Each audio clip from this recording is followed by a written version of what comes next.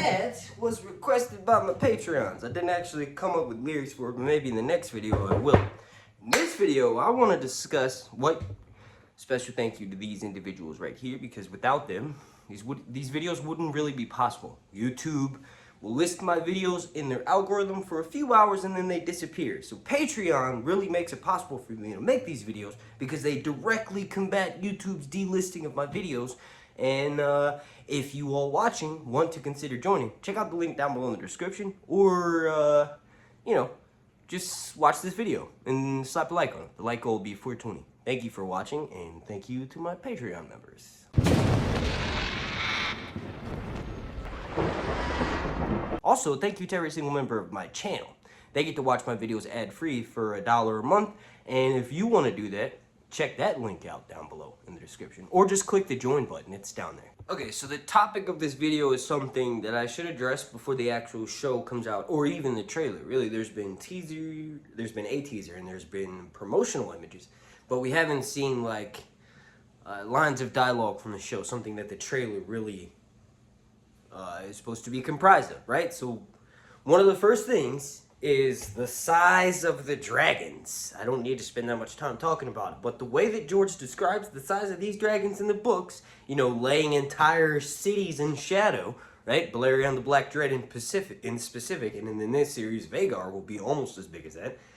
It's just, that kind of thing is like, sounds cool, but you can't visually make it look cool. So that's one of the biggest changes, is going to be the size of the dragons from the books. Don't worry, they're still going to be massive and terrifying and monstrosities, but they just won't be as big as they were described in the books, because that's virtually impossible. Maybe not, but it would just look silly, right? The other thing is the amount of dragons. Like, George can say 4 dragons fought in a battle, and that may be slightly tweaked for the show, where 2 dragons are battling, then 1 shows up, one of the other ones is killed, and then the 4th dragon appears after that, right? Little twists and turns like that. And then the next thing is deaths. Those are going to be changed regardless. Maybe not the main characters or some of the best deaths from the books, but they're going to be enhanced. That's one of the things the writers for this show gets to do, and that's what one of the things that Dan and Dave did for Game of Thrones, is that certain character deaths turn out different or better on the show because they've had time to think about it, and they know after George has already put out his final version of it, they're like, hey, wouldn't this seem even crazier? For instance, right? So we have Sir Criston Cole. He becomes the hand of the king to Aegon. Under his tutelage, Aemon One-Eye becomes like the greatest warrior at the time, right?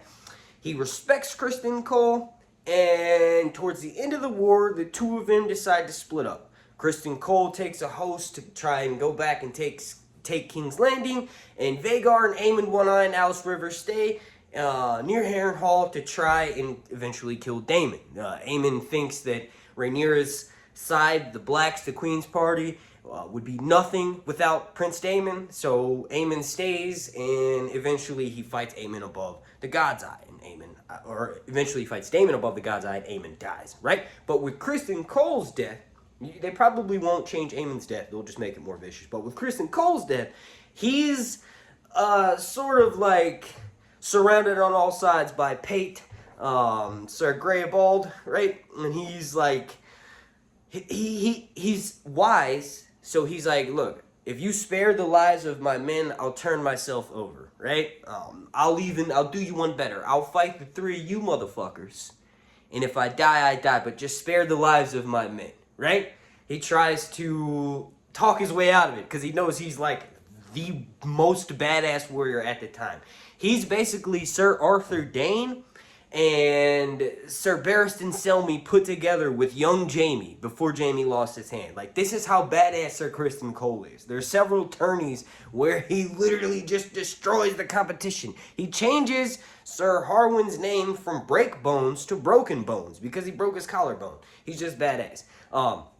So what ends up happening is Rob Rivers, the greatest archer in the Riverlands, commanded by Pate, puts 3 arrows in Criston Cole, and he's just dead. He's like, I'll hear no songs about how badass your ending was, right? So for the TV show, I think he'll actually get to fight all 3 of them. He'll just barely survive, and then Rob Rivers will still put 3 arrows in him. That, in my opinion, is way more of a badass death than what happened to Kristen Cole in the books. And then lastly, for this video at least, I'll talk about more changes if you all like this, but lastly for this video is that you gotta realize the rape, the child rape, all that stuff in the books is rampant. For instance, Aegon 2 is being sucked off by an underage girl when he's discovered and told that he's about to be usurping his sister and taking her crown. That probably won't happen. Maybe what they'll do to combat some of it, to show you that this is still a savage time in Westeros, is they'll make it more even. Maybe they'll show more men getting raped than women. But I will say that just know that the brutality that exists in Westeros in, you know, these Song of Ice and Fire novels probably won't be as crazy on the show. Now, obviously, there's been reports of Olivia Cook. She's mentioned that this show won't have the grotesque, gratuitous violence towards women that Game of Thrones had. That's probably, like, you could take that with a grain of salt, because if she's read all of this source material, there's no way around it. Like, the treacherous deaths don't care whether you're male or female or a eunuch. They don't give a shit. Everybody dies. Death comes for all of us in the end. But some of the more vicious things, especially since they're aging up some of the characters, like child deaths and murder, right? They may be sort of just like referenced, whereas we know that Jaehaerys dies, right? We know that the blood and cheese scene will happen. We know that certain other scenes will happen. It's just, be prepared for the camera to maybe tilt to the right. We'll see the actor who survives the scene's reaction to it. And sometimes that could even be more intense than actually watching it, right? Thank you for watching my video. Thank you for watching my video. Please slap a like and leave a comment down below. Special thank you to these individuals right here. They are responsible for these videos.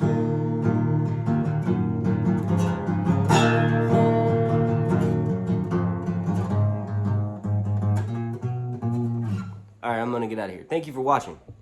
Long nights and risas, busdare, ixos, dao.